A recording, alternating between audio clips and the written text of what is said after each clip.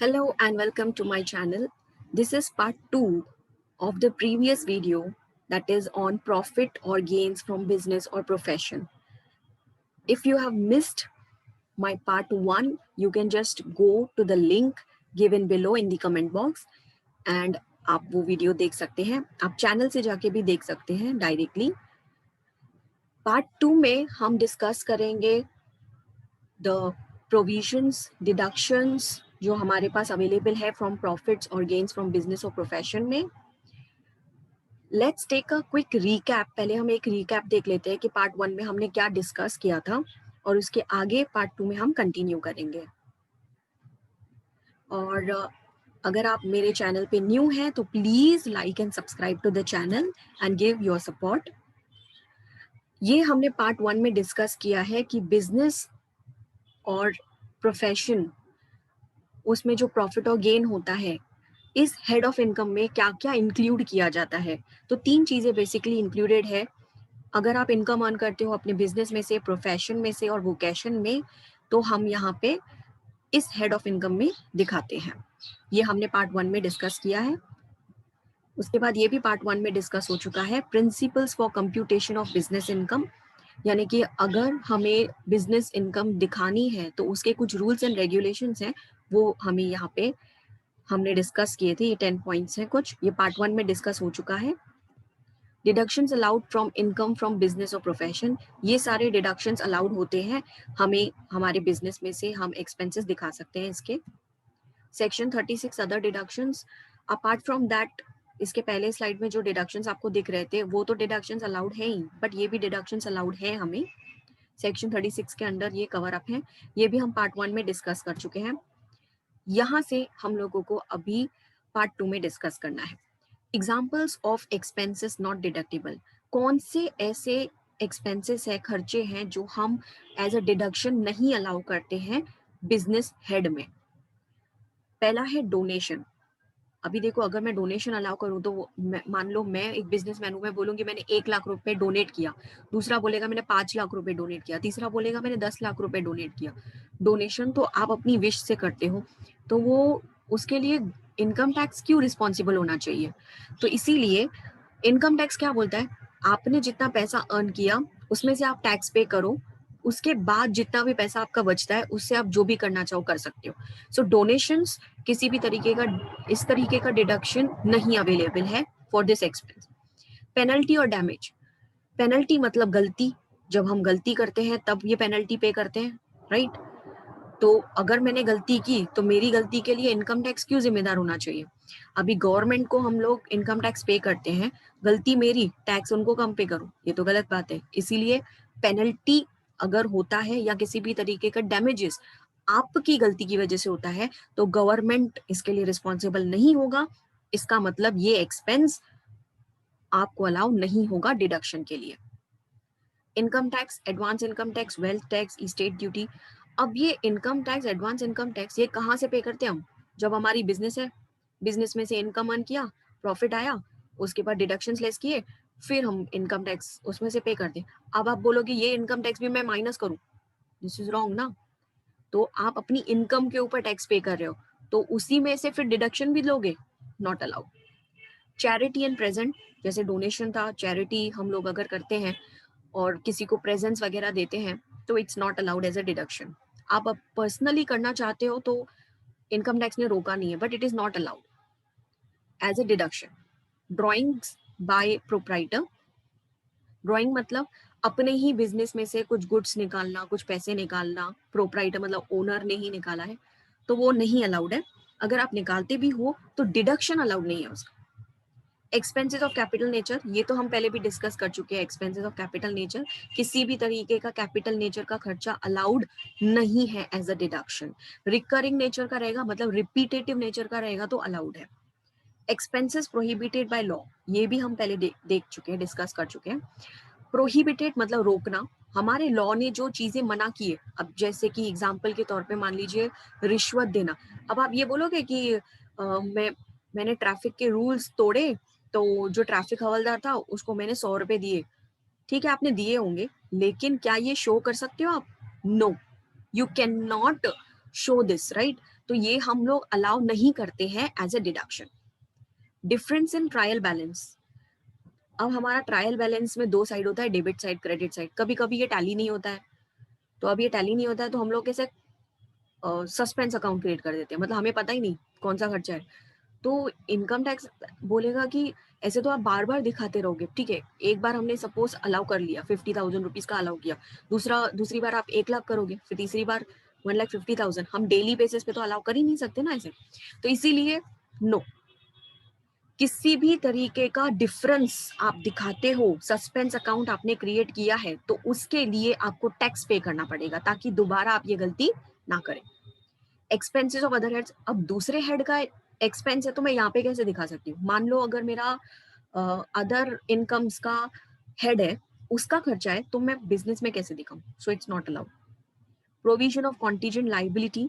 Contingent मतलब हो भी सकता है, नहीं भी हो सकता।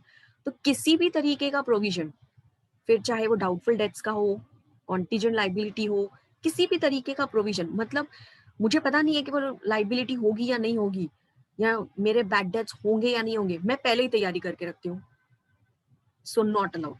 आप किसी भी तरीके का प्रोविजन, मतलब जब तक वो खर्चा होता नहीं है तब तक आप उसको प्रोविजनल बेसिस पे नहीं कर सकते, एज अ डिडक्शन नहीं दिखा सकते, एक्सपेंस नहीं दिखा सकते। Anticipated future loss. अगर मुझे लॉस हुआ तो, अगर और होने में, मतलब फ्यूचर और प्रेजेंट में फर्क है। तो जब तक वो चीज हो नहीं जाती तब तक हम उसको डिडक्शन के लिए अलाउ नहीं करेंगे।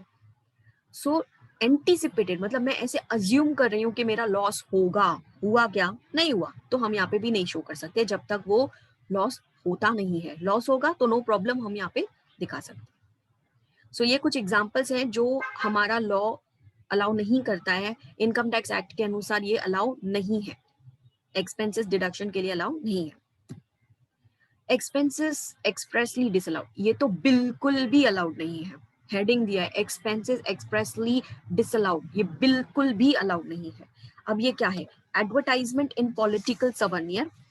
किसी भी पॉलिटिकल पार्टी को सपोर्ट करने के लिए अगर आप कुछ खर्चा करते हो तो वो अलाउड नहीं है, क्योंकि ये आप कुछ बिजनेस के अलग ही कर रहे हो। आपका बिजनेस कुछ है, मान लो आपका एक मैन्युफैक्चरिंग ऑफ शूज है, तो आप शूज मैन्युफैक्चरिंग के रिलेटेड जो भी एक्सपेंसेस रहेगा आप दिखा सकते हो कि आपने रॉ मटेरियल परचेज किया, लेदर परचेज किया, वो दिखा सकते हो।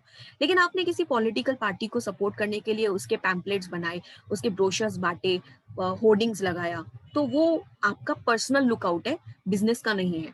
तो डिसअलाउड है, एक्सप्रेसली डिसअलाउड।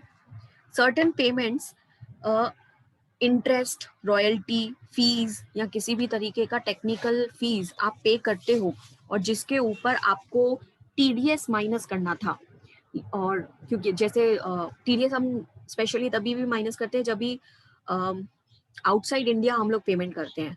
तो if anything is there, if any payment is there outside India आप पे कर रहे हो तो आप टीडीएस माइनस करोगे। अगर मान लो आप भूल गए, टीडीएस माइनस नहीं किया, तो नो प्रॉब्लम, वो खर्चा डिसअलाउड हो जाएगा, यानी कि आप उसको शो नहीं कर सकते। नेक्स्ट है rates and taxes based on profit. Rates and taxes based on profit, profit के ऊपर डिपेंडेड जो भी आपकी टैक्सेस है, एग्जाम्पल के तौर पे हम डिस्कस कर चुके हैं, जैसे income tax, advance income tax, ये आपके ही प्रॉफिट के ऊपर, मतलब आप पहले प्रॉफिट अर्न करते हो, जितना आपने प्रॉफिट अर्न किया उतने में से आप टैक्स पे करते हो, तो उसी का नेक्स्ट ईयर में डिडक्शन कैसे दिखा सकती हूँ? सो it is not allowed. Wealth tax again आपका इनकम के ऊपर होता है, प्रॉपर्टी के ऊपर होता है, तो वो नॉट अलाउड। सर्टन सैलरीज, कुछ सैलरीज हम नहीं अलाउ करते जहां पे आपको टीडीएस माइनस करना चाहिए था लेकिन आपने टीडीएस माइनस नहीं किया, तो रूल्स के खिलाफ गए, इसके लिए डिसअलाउड हो जाएगा। वरना सैलरीज तो एम्प्लॉय को दिया जाता है तो आप खर्चा दिखा सकते हो, बट यहाँ पे आप नहीं शो करोगे क्योंकि आपने टीडीएस नहीं डिडक्ट किया है। पेमेंट टू सर्टन फंड्स में भी वही कंसेप्ट है, जहां पे आपको taxes related to employees cut करना चाहिए था लेकिन आपने नहीं कट किया। प्रोविडेंट फंड आपने डिडक्ट किया लेकिन गवर्नमेंट को टाइम पे नहीं पहुंचाया, तो वैसे भी वो डिसअलाउड हो जाएगा। तो वैसे ही पेमेंट टू सर्टन फंड्स आप नहीं अलाउ करोगे अगर जो टैक्सेस माइनस करनी चाहिए थी और आपने माइनस नहीं किया तो। Remuneration paid by firm to partner, remuneration मतलब सैलरी के जैसे हम बोल सकते हैं, paid by firm to partner. अभी पार्टनर को अगर आप सैलरी पे करते हो तो वो डिसअलाउ हो जाएगा, लेकिन इन सर्टन केसेस अलाउड भी है, in certain cases it is allowed. कैसे और क्या? देखो, दो तरीके के पार्टनर होते हैं, एक होता है नॉन वर्किंग पार्टनर, एक होता है working partner. Non working partner means जो एक्टिवली पार्टिसिपेट नहीं करता है किसी भी तरीके का बिजनेस और प्रोफेशन को रन करने के लिए। वो पार्टनर जरूर है बट एक्टिवली पार्टिसिपेट नहीं करता है। तो जब वो एक्टिवली पार्टिसिपेट करता ही नहीं है तो उसे हम सैलरी किस बेसिस पे दे, बोनस किस बेसिस पे दे? तो उसके लिए तो डिसअलाउड हो जाएगा। हाँ, लेकिन अगर वर्किंग पार्टनर है, working partner is a partner who is actively involve in the business, वो एक्टिव पार्टिसिपेशन करता है, तो उसके लिए एक बार सोचा जा सकता है। उसके लिए भी कंडीशंस हैं। एक तो पहले तो पार्टनरशिप डीड में उसका प्रोविजन होना चाहिए, मतलब जो उन्होंने एग्रीमेंट बनाया उसमें वो चीज लिखी हुई होनी चाहिए। अगर नहीं लिखा है तो इट्स नॉट अलाउड। दूसरा, मैक्सिमम लिमिट भी है इसकी, एक कंडीशंस दी हुई है, उतना ही हम अलाउ कर सकते हैं। जैसे अगर मान लो आप लॉस दिखा रहे हो, आपके बिजनेस का लॉस है, तो मैक्सिमम जो आप उसको सैलरी दे सकते हो वो है 1,50,000। अगर मान लो प्रॉफिट हो रहा है तो पहले 3 लाख रुपए तक का जो प्रॉफिट है, बुक प्रॉफिट जो आप दिखा रहे हो, उसमें 1,50,000 या 90% ऑफ बुक प्रॉफिट, दोनों में से जो हायर रहेगा। आई रिपीट, अगर लॉस होता है तो 1,50,000 तक आप रेम्यूनरेशन दे सकते हो, अलाउड है। उसके बाद अगर आपका प्रॉफिट हो रहा है तो जो पहला 3 लाख रुपए है उसका अमाउंट आप निकालोगे 1,50,000, और 90% ऑफ बुक प्रॉफिट, जितना आपका प्रॉफिट आया उसका 90% निकालो तो एक सर्टन अमाउंट आ जाएगा। वो वाला अमाउंट और 1,50,000 दोनों में से जो हायर रहेगा उतना आप डिडक्शन के लिए दे सकते हो। बैलेंस ऑफ बुक प्रॉफिट, अच्छा पहला 3 लाख के लिए आपने बताया, और उसके बाद के जो प्रॉफिट होगा तो मतलब मान लो 7 लाख रुपीज का प्रॉफिट था तो 3 लाख का तो आपने बताया, बाकी कितना बचा? 4 लाख। तो बाकी का जो 4 लाख है उसमें 60% ऑफ दी बुक प्रॉफिट जितना भी रहेगा वो अमाउंट आप एज अ रेम्यूनरेशन दे सकते हो। ये आपके 8 नंबर पॉइंट का है, सॉरी 7 नंबर पॉइंट का है, remuneration paid by firm to partner. लेकिन एग्जामिनेशन पॉइंट ऑफ व्यू से अगर मैं बात करूं तो ये जो मैंने आपको कैलकुलेशंस बताए वो आता नहीं है, यूजुअली देखा गया है कि नहीं आता है टीवाई बीकॉम के एग्जाम्स में या टीवाई बैफ में भी। अनरीजनेबल और एक्सेसिव पेमेंट टू रिलेटिव्स, अब रिलेटिव्स को हम एक्स्ट्रा पेमेंट करेंगे तो ये सही बात नहीं है ना। तो अनरीजनेबल और एक्सेसिव पेमेंट्स हम अलाउ नहीं करते हैं। अब ये हमें कैसे मालूम पड़ेगा कि अनरीजनेबल है और एक्सेसिव है कि नहीं है? वो तो अब सब्जेक्टिव नेचर का है, मतलब सिचुएशन टू सिचुएशन डिपेंड करेगा। मान लो एक अकाउंट ग्रेजुएट है, अकाउंट्स ग्रेजुएट, अब उसको मैंने अकाउंटिंग का काम दिया, 3,000 रुपए सैलरी दे रही हूँ उसको, तो इट्स रीजनेबल। 3,000 रुपए अकाउंट्स लिखने के लिए इट्स रीजनेबल। बट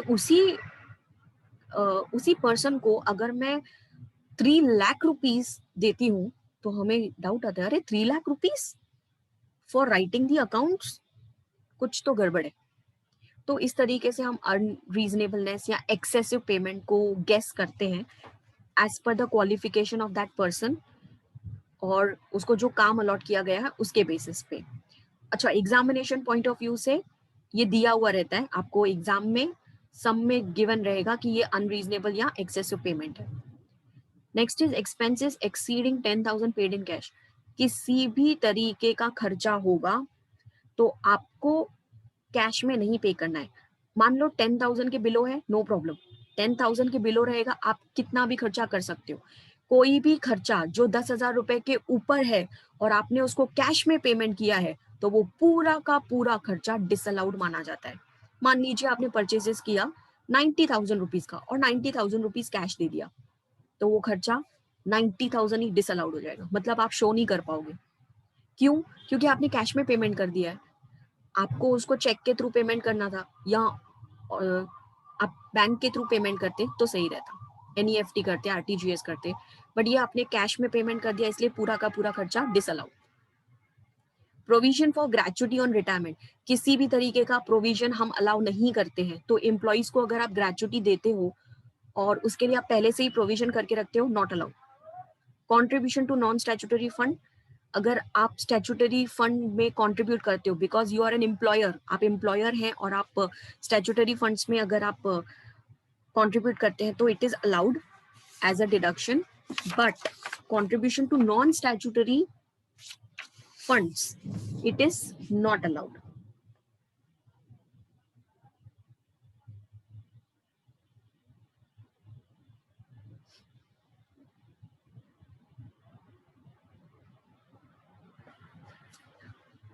लेकिन इसमें भी एक्सेप्शंस हैं, except the payment to recognise provident fund, approved gratuity fund, approved superannuation fund और any other law। इनको छोड़ के बाकी के जो भी नॉन स्टैट्यूटरी फंड्स में अगर आपने कंट्रीब्यूट किया है तो वो अलाउड नहीं रहेगा। So it is disallowed. Last one is unpaid statutory liability. अब अनपेड स्टैट्यूटरी लाइबिलिटी में सिंपल सा फंडा है, मान लीजिए किसी भी तरीके का टैक्स है, तो टैक्स आपने पे किया नहीं है, लेकिन इफ इट इज अनपेड तो आप उसको डिडक्शन के लिए कैसे बोल सकते हो? फॉर एग्जाम्पल सेल्स टैक्स है, हालांकि अभी सेल्स टैक्स है नहीं, बट मान लीजिए एग्जाम्पल के तौर पे सेल्स टैक्स है, सेल्स टैक्स आपको पे करना था लेकिन आपने पे किया नहीं, ड्यू डेट के अंदर भी नहीं पे किया।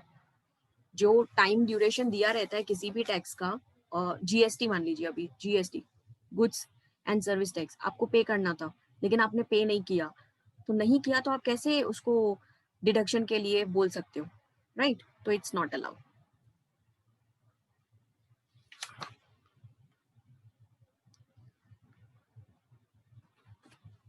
सो हाँ, एक चीज इसमें ध्यान रहे, अनपेड स्टैट्यूटरी लाइबिलिटी में अगर आपने रिटर्न्स फाइल करने से पहले भी पेमेंट कर दिया है तो अलाउड है। रिटर्न्स फाइल करने से पहले अगर आपने पे कर दिया तो अलाउड है, वरना नहीं। Okay, next topic is types of sum asked in examination. अब हमारे बिजनेस और प्रोफेशन में दो तरीके के सम्स आते हैं, एक होता है डायरेक्ट मेथड, एक होता है इनडायरेक्ट मेथड। इनडायरेक्ट मेथड कब होता है? जब आपको क्वेश्चन में प्रॉफिट एंड लॉस अकाउंट दिया गया है, मतलब पूरा सम सॉल्व करके दिया है, प्रॉफिट एंड लॉस अकाउंट दिया है। प्रॉफिट एंड लॉस अकाउंट कैसे आता है? आपको डेबिट साइड में सारे एक्सपेंसेस रहेंगे, क्रेडिट साइड में सारी इनकम्स रहेंगी, ग्रॉस प्रॉफिट ऑलरेडी मेंशन रहेगा क्रेडिट साइड में, तो वो इनडायरेक्ट मेथड होगा। When income and expenses are given, मतलब सीधा सीधा दिया, ये मेरी इनकम है, ये मेरा एक्सपेंसेस है, फाइंड आउट, तो वो डायरेक्ट मेथड होता है। इनडायरेक्ट मेथड में आप ऐसा अज्यूम करिए, इनडायरेक्ट मेथड में आप है ना एक इनकम टैक्स ऑफिसर हो और आपके पास कोई पर्सन आया है और वो कहता है कि ये मेरा अकाउंट्स है, ये मैं टैक्स पे कर रहा हूँ, जरा चेक तो करो कि क्या मैंने बराबर टैक्स पे किया है। फिर आप क्या करोगे? चेक कर रहे हो, एक एक खर्चे को चेक करोगे। अच्छा, टी एक्सपेंसेस, हाँ ठीक है, ये तो बिजनेस के रिलेटेड है, ओके। सैलरी, हाँ बिजनेस में सैलरी देनी पड़ती है, ओके। इस तरीके से आप खर्चे देखोगे। फिर आपने उस देखा डोनेशन ऐसे लिखा है, रॉन्ग, फिर आप उसको रॉन्ग करोगे उधर। Donation not allowed, charity not allowed, presence not allowed. इस तरीके से आप चेकिंग कर रहे हो। पॉइंट ऑफ व्यू क्या बोला मैंने इनडायरेक्ट मेथड में?